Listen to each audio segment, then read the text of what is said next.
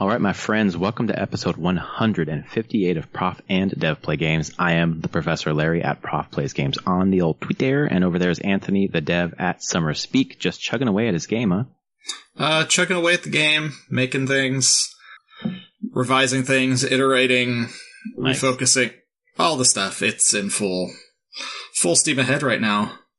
You, I think it was last week you were crunching for a couple of days. Are you still in crunch mode? A little bit less now, but there's still always more I want to get done. It's definitely not a thing of where I'm like, I definitely have the boss and the CEO, my friend, being like, are you sure you want to work this much? And I'm like, I'm having a good time. It's not like me feeling like I'm obligated to do all this stuff. It's much more that there are problems to solve and my mind is just churning on those problems. So it's hard sometimes to think of other things. So I imagine that's part of the problem with just at writ large crunch in the video game industry, because obviously there are people who love what they're doing and can't stop thinking about it and want to work on it. And then there are some companies that kind of exploit that. But then at the same time, like, there are people who want to go home and see their families and live their life, but then they also love what they're doing. So it's kind of hard to walk away from it, I think. Yeah, there's definitely, and I can see how it can be exploited. Like, that is totally a thing. Do I feel exploited? No.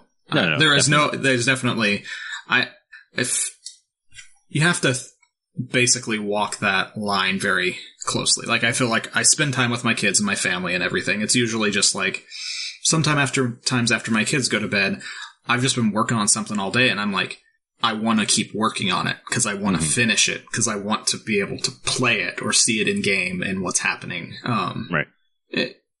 I go back. It's just like any other creative outlet. Sometimes it's in your head and you just need to get it out. And there are other times whenever I don't, I'm like, no, it's good. I'm going to stop right now. And I just need to chew on a problem for a while and not, chew on a problem subconsciously and not consciously think about it anymore. That's my favorite part of the creative endeavor, but also even some stuff I do at work is just like knowing, or even video games too, where you kind of hit the wall and you're like, I need to just let this simmer subconsciously and come back to it. And almost always something pops up. Yeah. It's really amazing. And I can see people that don't do that sometimes. They'll just keep hitting their head against that wall. And I feel like that's where burnout really comes into play. So, no, that's all going fine. Actually, this weekend I went away to the Washington coast with family. Oh, so nice. Did you do camping again? No, it wasn't camping. We stayed with my in-laws. They had got a little cabin, more than a cabin. It was a couple bedrooms, out on the Washington coast, south coast. So Long Beach is the name of it, just north of Astoria on the Washington side. So it was cold and windy. So most of the time I went to the beach once just to go, yeah, I'm at the beach, and look at the ocean. And then I hightailed it back into the cabin and then, basically we just sat around, played games over the weekend and just hung out. I played a bunch of Hollow Knight. I cannot wait to talk to you about that. I double dipped. I was waiting for the trophy list to pop so I could see what the challenge for the platinum would be. But that was stupid because the achievements are in game in the Switch anyway, so it's exactly the same, pretty much. Yeah, almost it's the the quests, right? The quests. Like on the main menu, you go to quests. Oh yeah. It's those. Sorry. Yeah, exactly. They call them right. quests, but I was like, oh, these are your achievements. Yeah, I forgot what they're called because I haven't played it for a while. But yeah, exactly, it's the quests, and obviously with the God Master DLC, one of the trophies is get 112%, which is literally everything in the game, and I'm probably not going to be able to do that, but it's a game that I want to play again, and if I am going to play it again, I want to do it on another platform and maybe get those sweet trophies. So we'll see.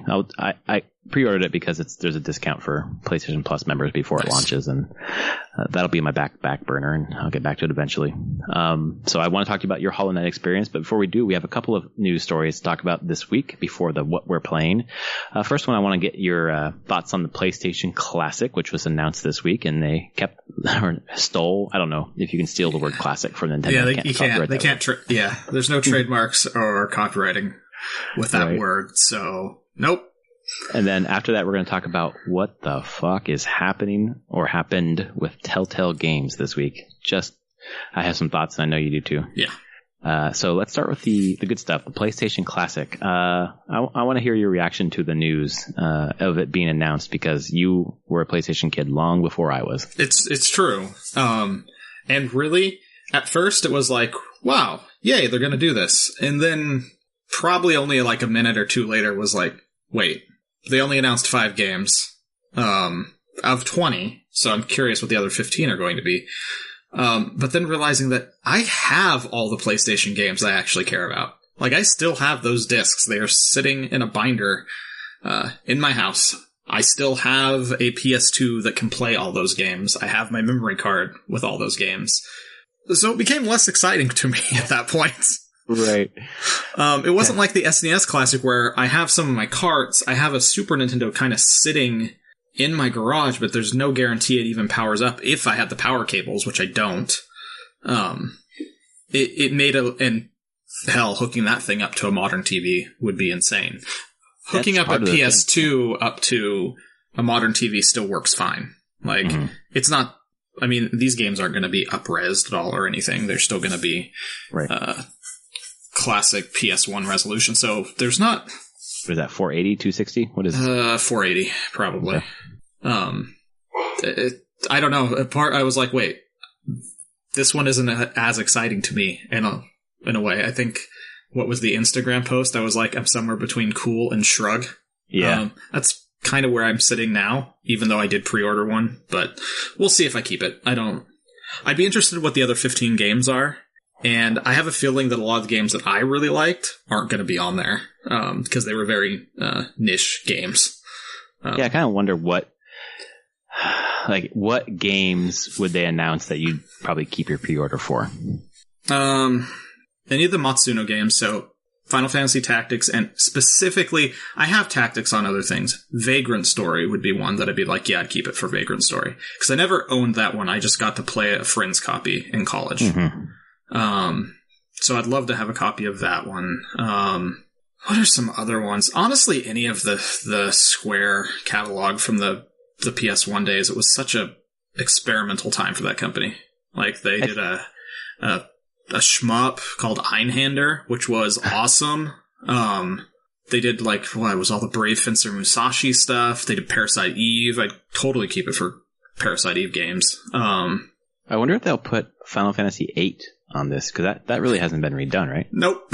It's the black, I wouldn't say redheaded stepchild. Yeah, hey, wait a second. Yeah, exactly. You're not a stepchild, though. I am not, that's true. But, 8 just is the black sheep of the whole Final Fantasy line right now. Did you like Squall? Did you like that game? Yeah, I felt it was fine. Yeah, he's angsty and whatever. And it's a weirder game, but, it's one of the ones that is very much like it's very much a love story. Which I've told my wife that, and she's like, I really want to play that now. Because she really liked 10 for that reason. Mm-hmm. And I'm like, well, 8 was very much that. You just got angsty Squall, who spent most of the game not talking. You just got to hear his thoughts. And you're like, just talk. Stop being an angst goblin. Stop being a teenager. That's how I felt about fucking book 5 of Harry Potter, but... It kind of like that, and some people get annoyed by it. I thought it was amusing more than anything. It had the best honestly, I'll just say best mini game, I think, in the Final Fantasies. It was Triple Triad. I heard a bunch of people say that this game was basically just a card game. Like, God, I feel like Witcher 3 took a note from that with Gwent. Because Triple Triad was a thing. You could go up to pretty much anybody and say, I want to challenge you to Triple Triad. And you could win cards off them. And it's always crazy when you're like trying to save the world and you're like, hey, want to play some cards? Play some cards? Yeah. So I don't know. Mechanically, it was a very strange game. And I can see why people didn't like it. It still had the ATB, like Final Fantasy, traditional Final Fantasy, wait, do your action kind of thing. But it had magic was very different. The way your stats work were very different and mattered upon number of spells you had, and because you had an inventory of spells and you were drawing spells from enemies to add to your inventory, and then you were slotting those spells into stats on different characters. So it was a very number crunchy, menu heavy game. But it was different, and the game got harder as you leveled up. It leveled with you. So the easiest way to beat the game was to stay as low level as possible. So basically just not fight enemies and just go if you can. Yeah, try to stay as low level as possible, and it's easier. Wow, okay. So grinding in that game actually is the reverse. It makes it way harder. Kind of, yeah. Huh. I wonder if, I don't know what the critical reception was, but from podcasts that I've been hearing, not super great. And I wonder if that's because it was being compared to 7. It was. 7 was such a revolution, yeah. It was compared to 7, and 8 was very radically different. It was just a very different game. Yeah. Just as a lot of the Final Fantasies were at that point. They're just like, no, each one is its own kind of experiment. So 8 was very experimental. It's not like my favorite at all, but I do have fond memories of it. Mm-hmm. I think for me, not being a PlayStation guy at all, I had the pre-order. I'm not sure if I'll keep it or not. I just wanted to get it in case I wanted, but depending on what the next 15 games are. But I'm hoping that Chrono Cross is one of them, because I don't think there's another way to play that. No, and you talk about Square Enix library. I don't know if that will show up on there. Like, they've done nothing with it. Yeah, right, exactly. And they've had opportunity, and they just don't do anything with it. And so I just don't know. I don't even know how well it sold overall. I wonder if they lost the assets or something. It seems very odd that it's never been redone. Like, I know people don't hold it up in as high esteem as Chrono Trigger. Right. But I still feel like that was another friend of mine in college had that one. I saw a good chunk of that game, and it was still really cool looking. It had great music. Combat was really interesting. I think people just were holding it up to be like an actual sequel to Chrono Trigger, and it's not. Yeah, like the dev doesn't even call it a sequel. Like the actual producer of it, even though it it's not a sequel. It has ties to the first game in a weird way. I heard that the ties to the first game were like 20 hours into the game. They're not like direct story ties. There's a couple characters that show up, but not. It's just like, if you're looking for this to be a sequel to Chrono Trigger, it is not at all. It's completely exploring other themes, other story beats, and I don't know if that has hurt it in the long run more. But they were very clear when they were developing this game and promoting it not to call it a sequel to Chrono Trigger. Mm. So why even call it Chrono anything? I have no clue. Because it that's the thing. It doesn't even deal with time as much as like parallel dimensions. Huh. It's just another. That's what I think. It's like it is exploring some of the same stuff as Chrono Trigger, but a twist on it, and going out tangentially to Chrono Trigger. So I don't know. I just have a hard time seeing that one showing up. Like, that might be another one that would get me to get it. But now we're just talking about just like huge amounts of RPGs, and they're not going to put that many RPGs on this thing. It's not just going to be an RPG machine. Because they've only announced Final Fantasy VII, Jumping Flash, which I have no clue what that is. R4, Ridge Racer Type 4, which I might have played at one point. Not sure. I played some Ridge Racers. Tekken 3.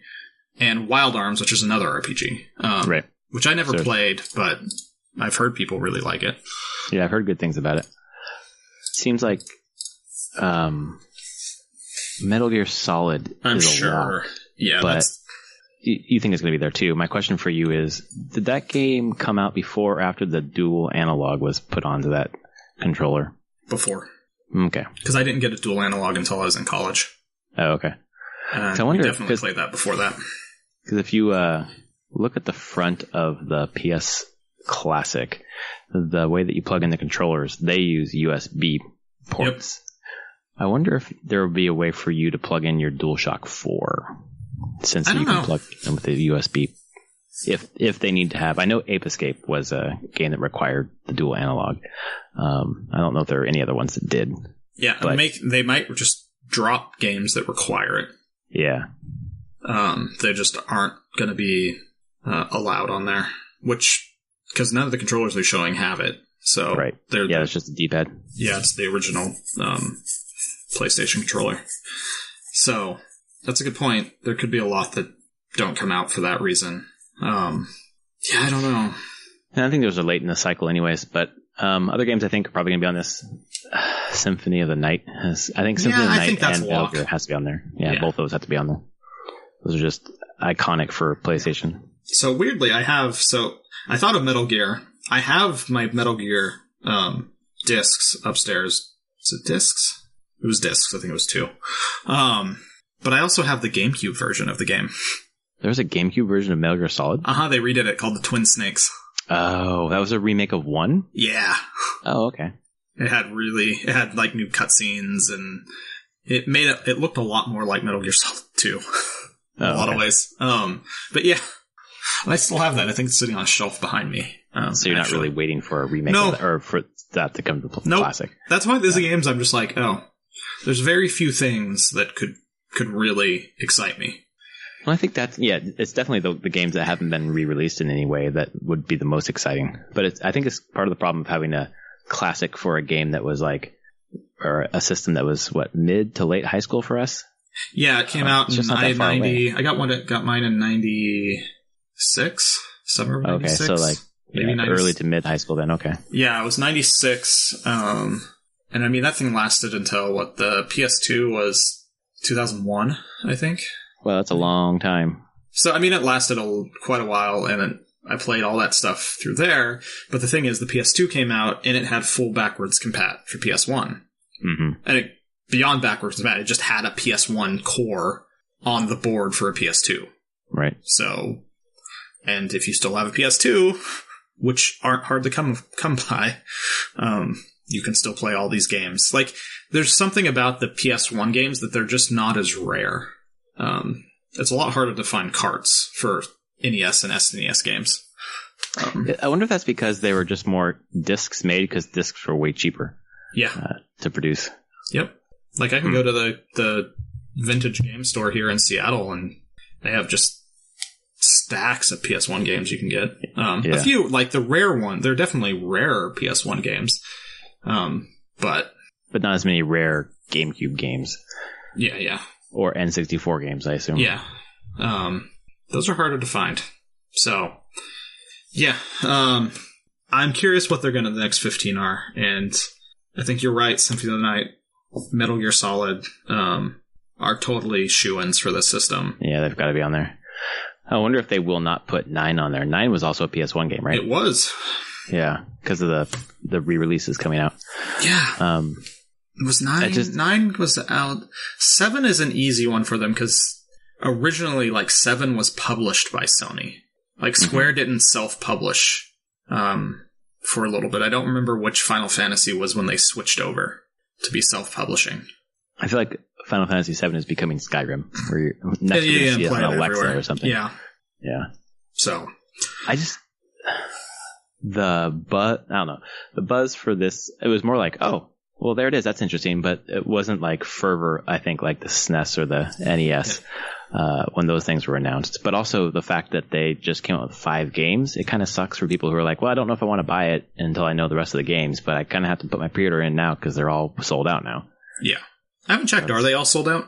I assume they are. Heard they were. When I went back to Amazon, that's where I had my pre-order at. You were no longer able to get them.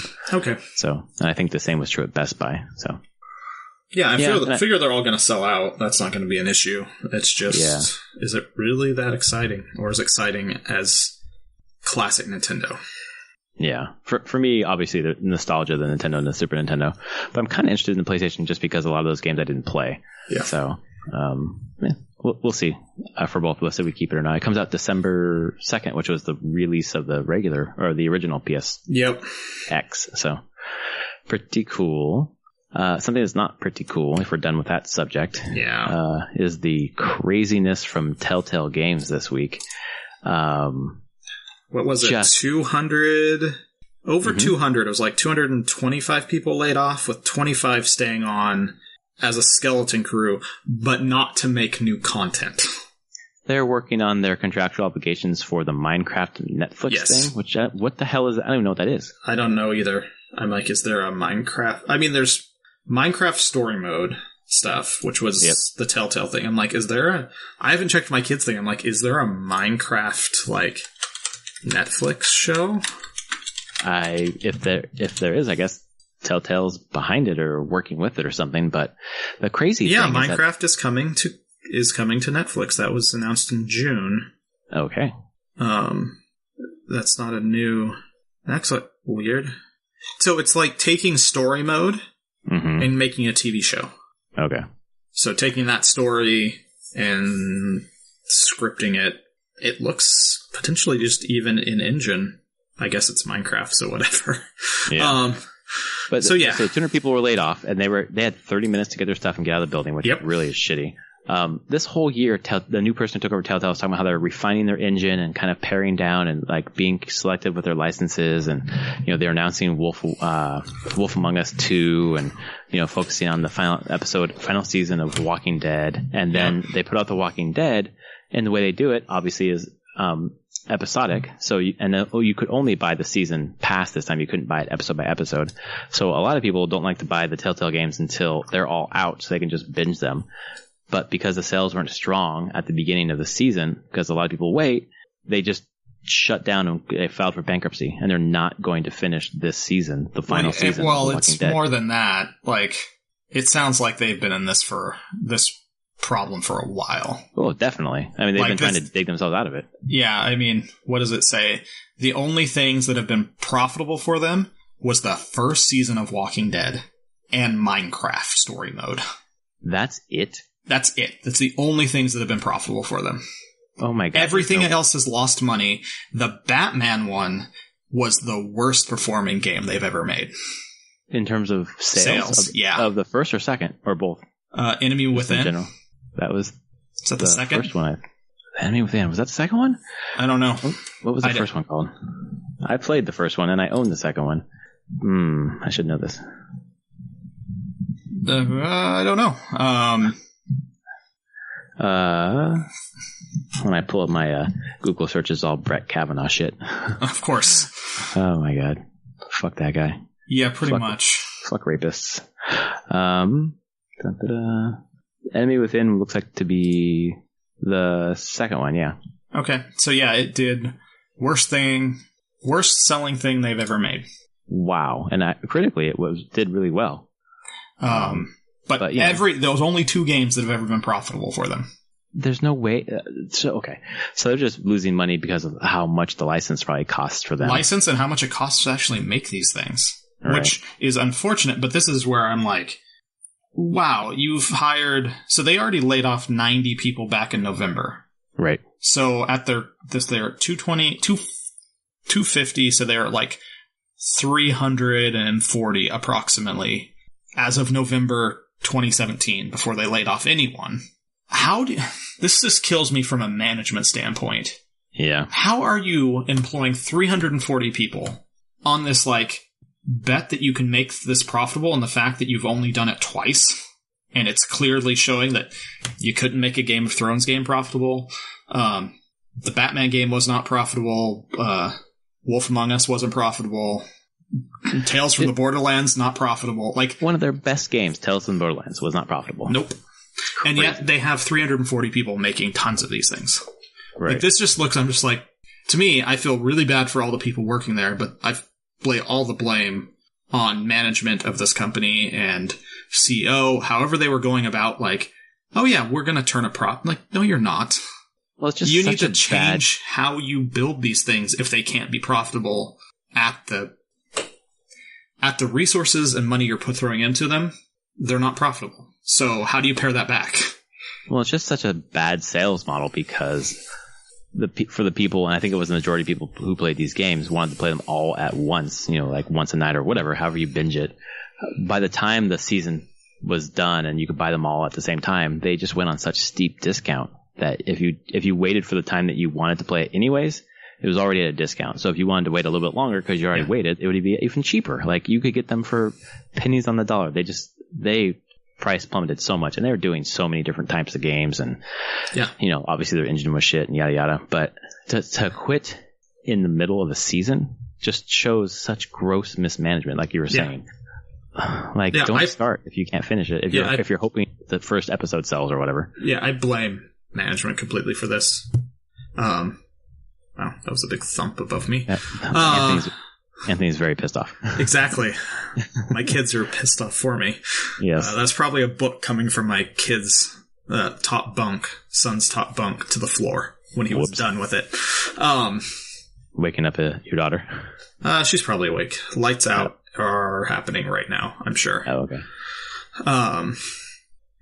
But back to this, like, I look at that and I feel, I can't fathom how you think that you're magically going to be profitable or going to make money. Exactly. And I just also wonder, I'm like, how many people have to work on one of these games to make it? Like, so let's just say after they laid off, there's like 250 people left. What are they all doing? What are they all doing? Like, I feel bad about it, but I'm like, okay, you definitely have an engine team. Cool. Like, that doesn't need to be enormous, and that shouldn't be, because then you just get way too many cooks in the kitchen, probably, and start causing problems. Mm-hmm. Like, how many content creators do you need for this? Like, well, you got a Walking Dead team, and you probably have pre-pro on Wolf Among Us 2, and maybe one other project. I don't know, but how much support staff? Like, there's part. I'm like, yeah, why you're not going for like super photorealistic and all your in your look ever. Yeah, there's just part of it. I'm just like, I do not understand, and how you don't course correct long ago after realizing, hey, even we're starting the second season of Walking Dead, and like, this isn't really profitable. Wonder what we could change here. Like, how do we change our model sales-wise or on the dev side to improve profitability? Because they would have to have course corrected a long time ago, and it just seemed to never happen. No. And there, such cliffhangers. The end of Game of Thrones was a cliffhanger that is never going to get resolved now. And obviously it wasn't going to anyways, because that was like panned as one of the, people didn't like it. Yeah. And then there just wasn't going to be a sequel. Even though I found it to be pretty interesting, but that's just because of how much of a fan of Game of Thrones I am. But I assume if they're going into bankruptcy, that means they aren't going to sell these games anymore. I don't know if they're going to delist these games eventually. I still just can't get over the fact that they're not going to finish the season that they started, that they sold season passes for. Yeah. Just what a fall from like the heights of Walking Dead season 1 to like just this crap. It's really sad. It is. And I'm a fan of those kinds of games. I like those kind of adventure, point and click, choice driven games. I've really been a fan of the Telltale formula, even though some of the games have been lackluster.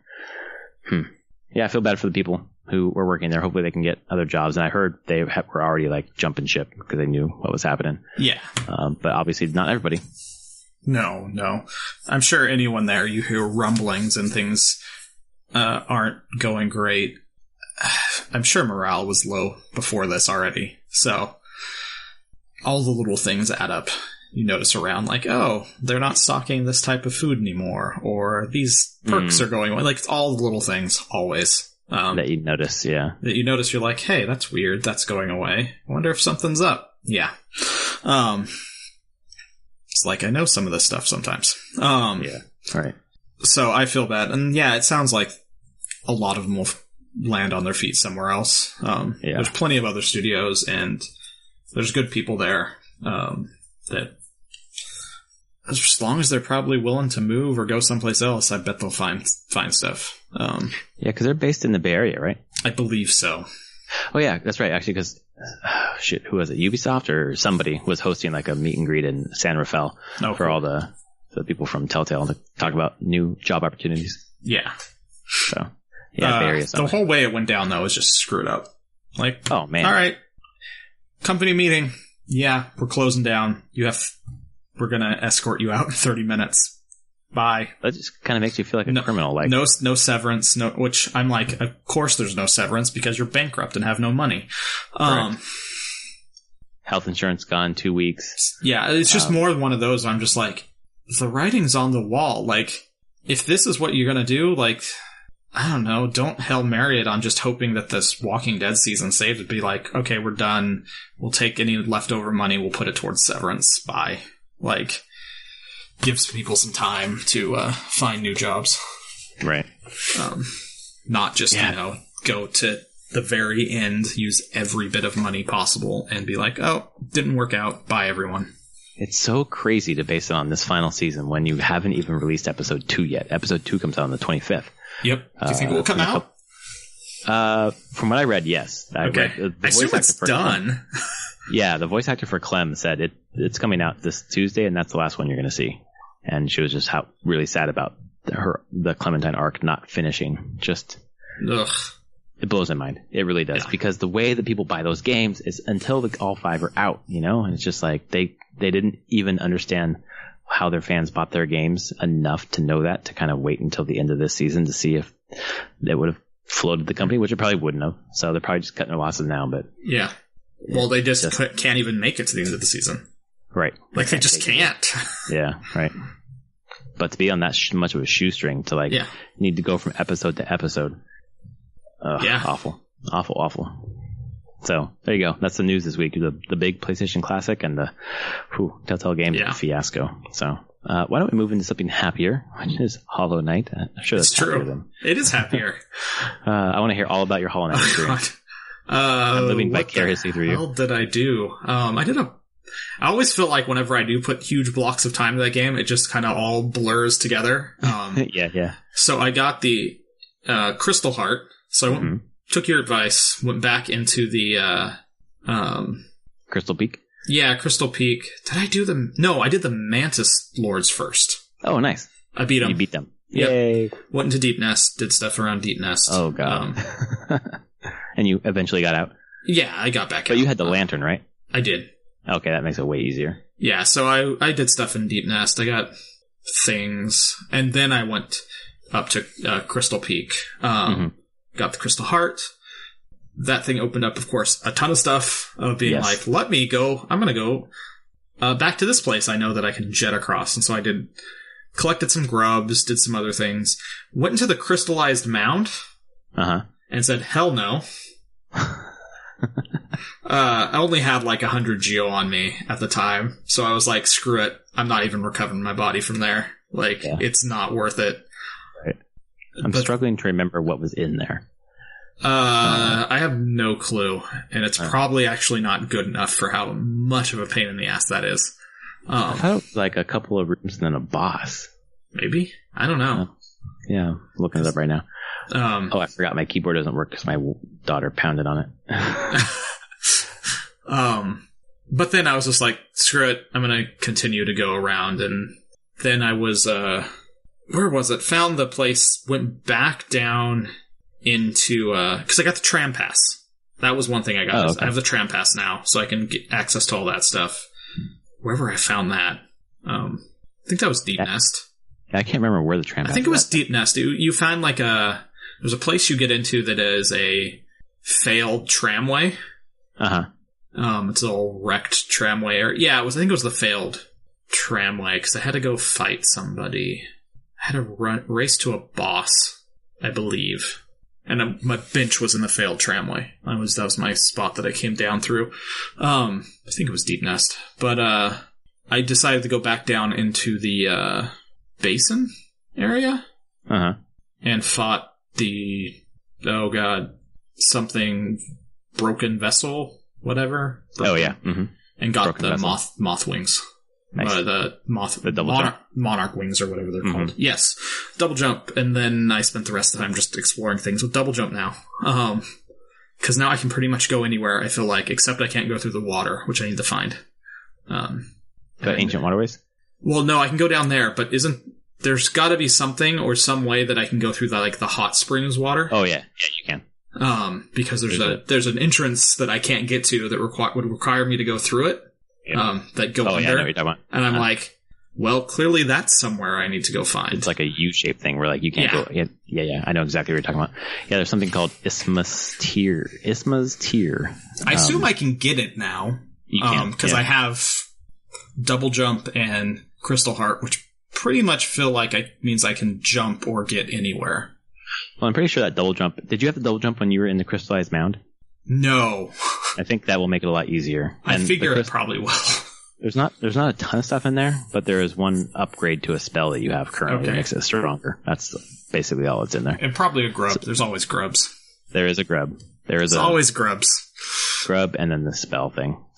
So yeah, I've been retracing my steps. I did see that after killing the broken vessel, you can hit it with a dream nail. Dream, yep. That's the. And then you get another fight. Skin, yeah, and I was like, no, not now. I'm not doing that again right now. I did the same thing with him. I went in, did the fight, and I was like, oh, hell no. And I actually never went back, so I haven't actually beat Lost Skin. I don't think he's going to be that hard to beat. It's effectively the same fight as Broken Vessel, just with more of the orange guys flying around. Correct. Him being a little bit faster, but it's still roughly the same moveset. So I just don't know how much life he actually has, and I didn't really want to deal with it. Yeah, I felt the same. I should go back and get that, because that's the last thing I need. I need like 8 more essence to get 2400 to get like the max, and I just haven't been able to find it. I need to go back to him. Yeah, I bet he'll give you a couple hundred actually. Oh yeah. He would way push me over the edge. So I mean, I've done a bunch of other stuff. I found another mask. I've a couple mask shards. I've got 7 health now. Nice. What else have I done? Like I said, the tram pass. Bought a couple more notches, more charms. What's your favorite charms combination right now? Oh, I'm still using the compass. So that's still on there. I'm using the one that gives me 2 blue health. Oh yeah. It's a pretty this is what I call my standard loadout. That I'm using the long nail. That was from the Mantis Lords, wasn't it? Or is that from I had got that one pretty early. It's just it's a 2-notch, just your nails longer. It's useful. That I think I'm using the Thorns one as well.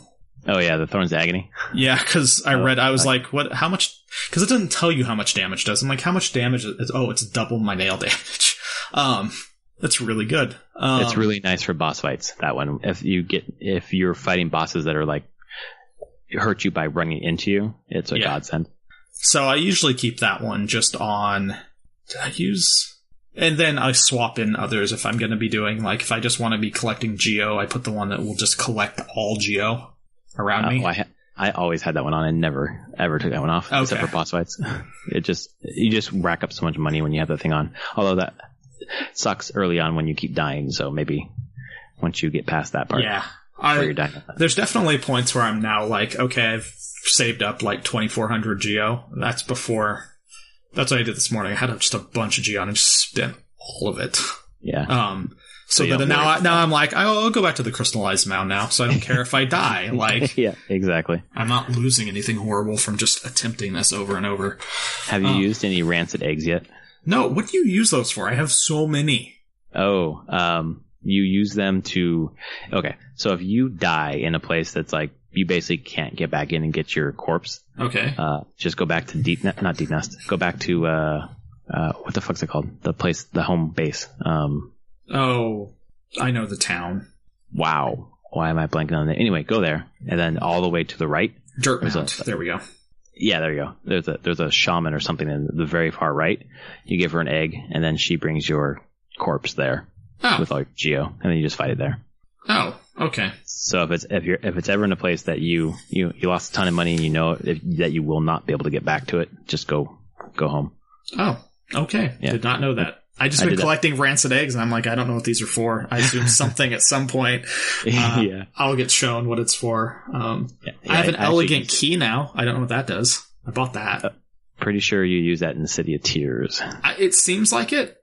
Where I thought I was supposed to use it, it doesn't. That's not where it's used. So. Oh, okay. But I assume there's more. There is definitely more City of Tears, like up towards the boss, like the big boss in there. Have you gone back since you had your Monarch wings? Yes, and and it takes me the path up to the next Dreamer. Yeah, I haven't fought any of the Dreamers. The 3, but I see its mask and I see where I got to now. I decided to stop. I was like, okay, these enemies are actually getting quite a bit harder. But I saw that the path was taking me up to the Dreamer, so... well, there's a part in the City of Tears, I can't remember exactly where it's at, where like the huge like soldiers are and they run back and forth. But there's like platforms with like different doors that you can go in. Yeah, no, that's where I thought the key was used. Yeah, I thought so too. That's not it? Okay. At least I thought there was a door there that's locked, and I was like, oh, that's what this key is for. And I went there and pressed up by that door again, and it's like, it's still locked. I'm like, right. Okay, that's... I should wander through there more. Maybe there's a different door? Is there multiple doors that have different keys? I think there's a door with a love key in the City of Tears. I think the elegant key is in, God, let's see here. I'm looking it up real fast. Yep, it is in the City of Tears. It could totally be on that platform. I don't know. Yeah. Oh yeah, because you bought it from Sly. That's right. Yeah. Opens door the holes. Okay, that's right. Oh yeah. So you use it to get another spell upgrade for one of your spells that makes it stronger. Okay. Oh yeah. Okay, it's in the Soul Sanctum. That's right. Okay. Oh, it's up. Okay. Yeah, it's I up have to there. go back up in there. Yeah. All right. And there's a love key that opens up a door somewhere up there as well. That's actually that's probably the door I was looking at. Oh yeah. The one on the left side. Yeah. Yeah, it's like a big door. Yeah, that's a love key, which is that's a collector. That's a fun fight.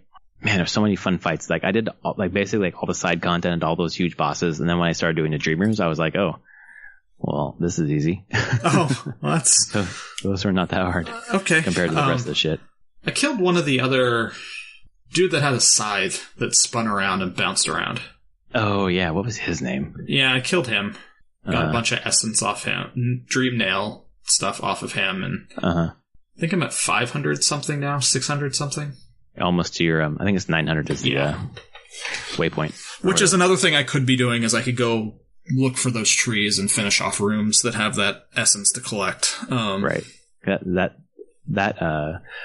waypoint thing, I forget, the dream nail, or what the fuck was it called? Anyways, I got it so late in the game that it didn't matter at that point, but it would have been really useful earlier on. The game is enormous, though. It's just insane how much content is in this game. For $15, and I just bought it on PSN for $11. They had like a PS Plus discount before it even launched. Like, they didn't have to do that. People know about this. They want to buy it. Yeah. It's insane. But then it enticed someone like me to double dip, so whatever. I mean, I bought it on sale first anyway, so I don't know. Good on them. They deserve the money. It's such a great game. I'll talk a little bit about the game that I've been playing this week, and then we can two games actually, and then we can talk about our Divinity co-oping. First game was Ace Attorney. I have the trilogy on 3DS. I don't know if you played Ace Attorney. I played the original. Yeah, that's what I'm playing right now, the first one. They released a trilogy on 3DS, which I started playing a couple days ago before I heard that they're going to announce it for Switch. It's fun. It's really... it's a ridiculous game. So ridiculous. Just did the first case, which is kind of probably the tutorial, but it's kind of fun the way that you have to listen, pay attention, challenge, look at the evidence, and it's totally a logic puzzle game. Yeah, it really tickled a part of my brain that I haven't tickled in video games in a while. It was really a lot of fun. I was just going to check it out to see what it was like, and then I could not stop until I finished. So I really enjoyed that. I'm kind of hoping that character comes into Smash now that I have gotten into this and realized he's been on 3DS for a long time. Other game I picked up today, had about 45 minutes to sit and play a game, and I decided to pick up Torchlight 2 because I heard a podcast talking about the new Torchlight that's coming out eventually. Oh, Frontiers. Yeah. Yeah, that's it. So I'm like, I think I have Torchlight and Torchlight 2, so I went back and opened Torchlight 2, started playing it. The fucking game is Diablo. It is. Oh yeah. Everything about it is, even to the music. The music sounds like Diablo. The map looks like Diablo. The enemies look like Diablo. Everything looks like Diablo, just a little brighter and such. Which is not a bad thing. I like Diablo, so it's fun to play like a Diablo clone. And I think people who worked on Diablo are creating this game. Is that wrong? Yes, I believe so. The main guy, Runic Games, was the developer. They were up here in Seattle. Okay. The main guy, producer, head of Runic, when they started it and did Torchlight and Torchlight 2, was Travis Baldry. He left between Torchlight 2 and then they did Hob. But he left Hob too? Yeah. And then they closed. Then they closed. His name was Travis Baldrink. He left after Torchlight, probably 2 years after Torchlight 2, and did Rebel Galaxy. Oh. And has had great success doing his own thing. Sure. So he, but long before that, he did these games called Fate, which were Diablo clones. He did a whole bunch of Fate games. They were like casual Diablo clones. But yes, you talk about the music being the same. It is the same composer as Diablo 2. Oh, okay. Because it is almost like the exact same thing. Yes, he did the music for Diablo's 1 and 2. He did music for StarCraft.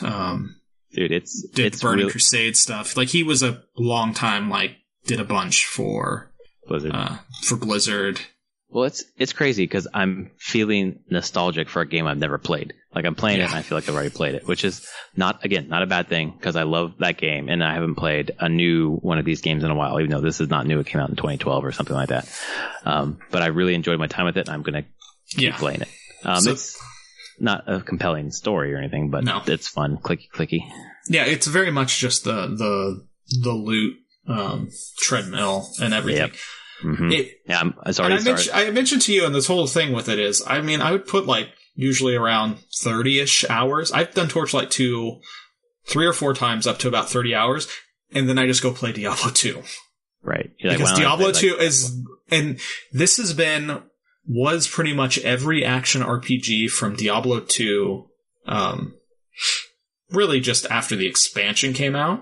Mm-hmm. Every action RPG, most of my life until really Diablo 3, always just made me go I'm having a good time, but know what I'd have a better time doing? Just playing Diablo 2. Yeah.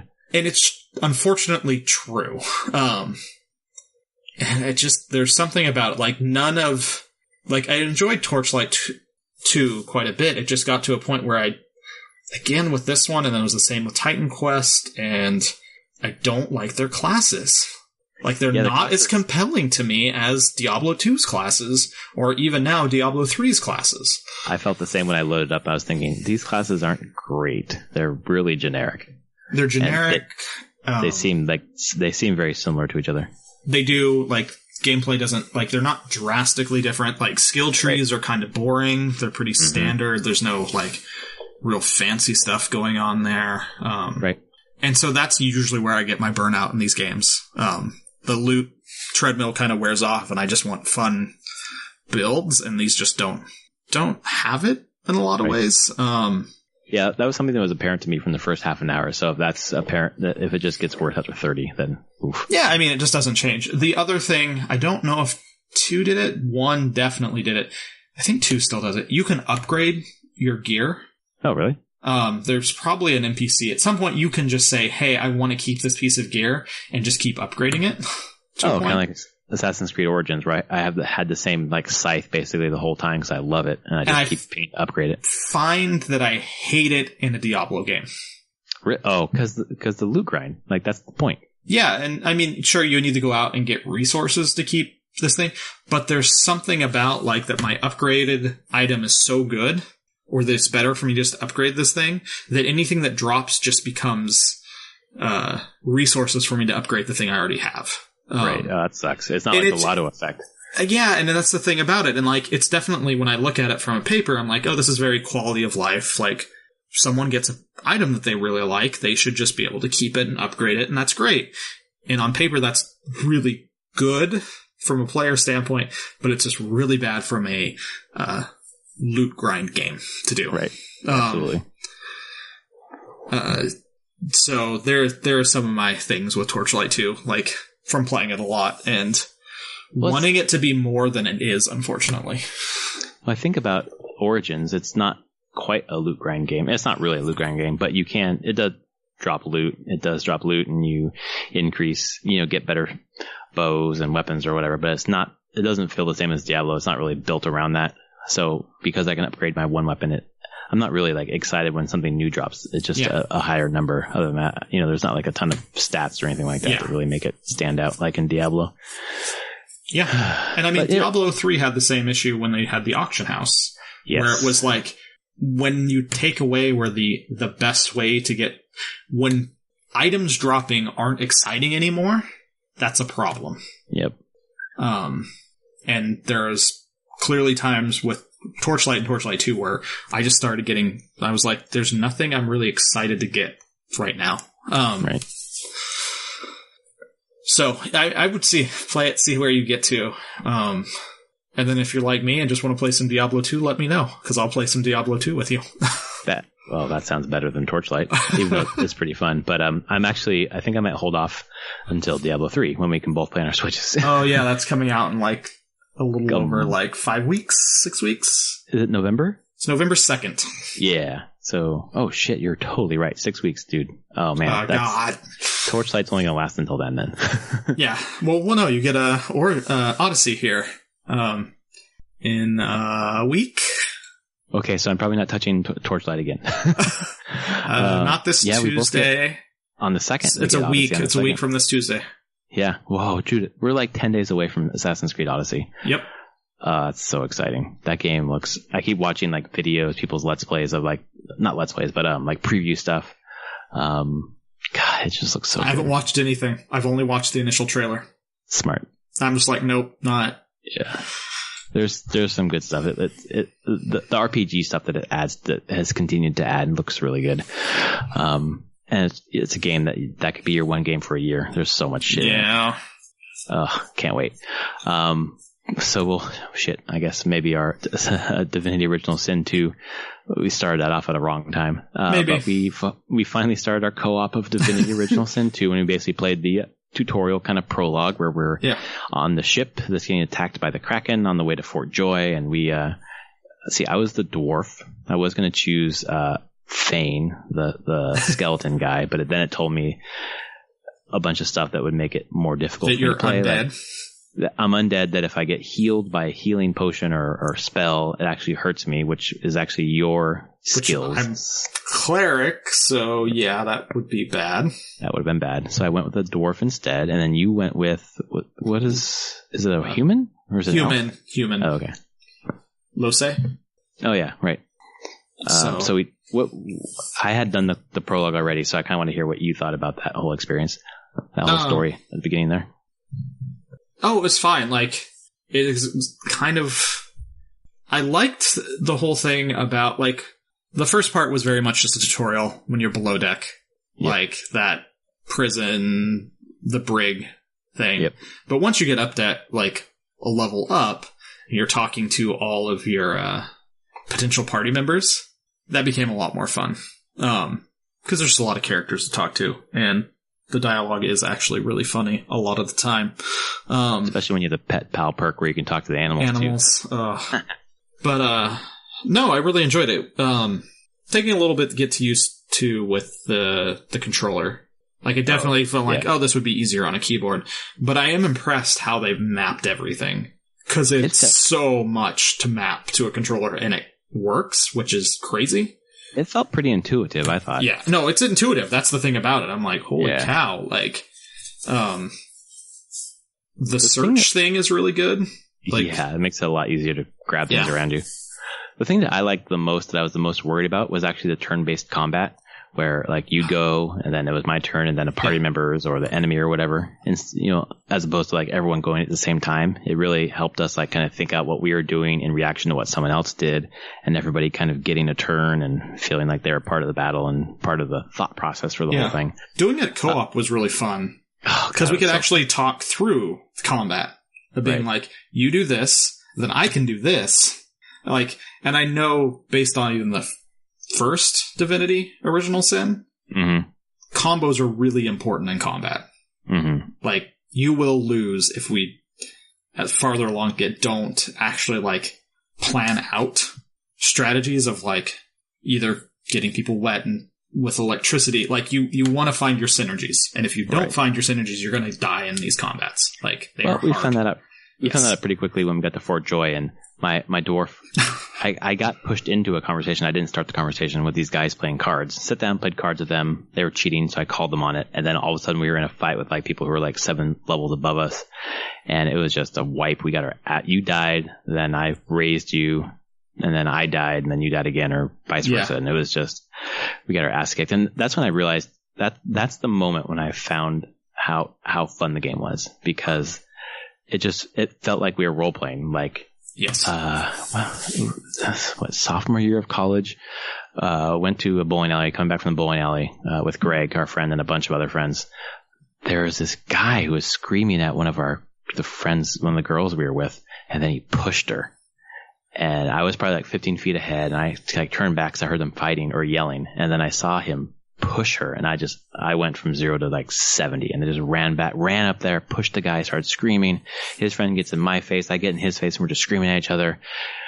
Our friend Greg is standing like to my right, and this guy's got like a guy next to him, and we're screaming at each other. And then the guy's friend just hauls off and just crosses me, gets right in Greg's face, and just cold cocks him right in the face, knocks him to the ground, starts kicking him in the head. No one touched me. No one hit me, punched me, nothing.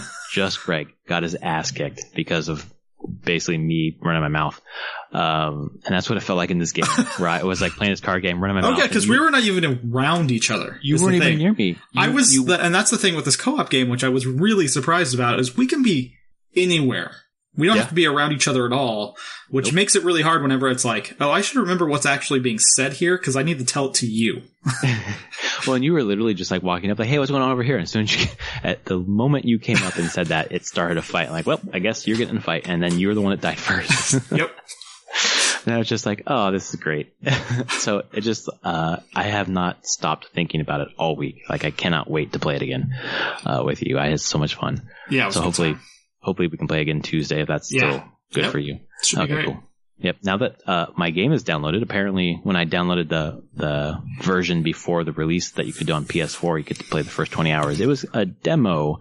So when Anthony and I tried to play on Tuesday, we had incompatible versions because he had the regular version and I had the demo version. So I had to re-download the whole game to all 21 gigs before we could play. So this time I won't have to do that. We can get our 2 hours of play in.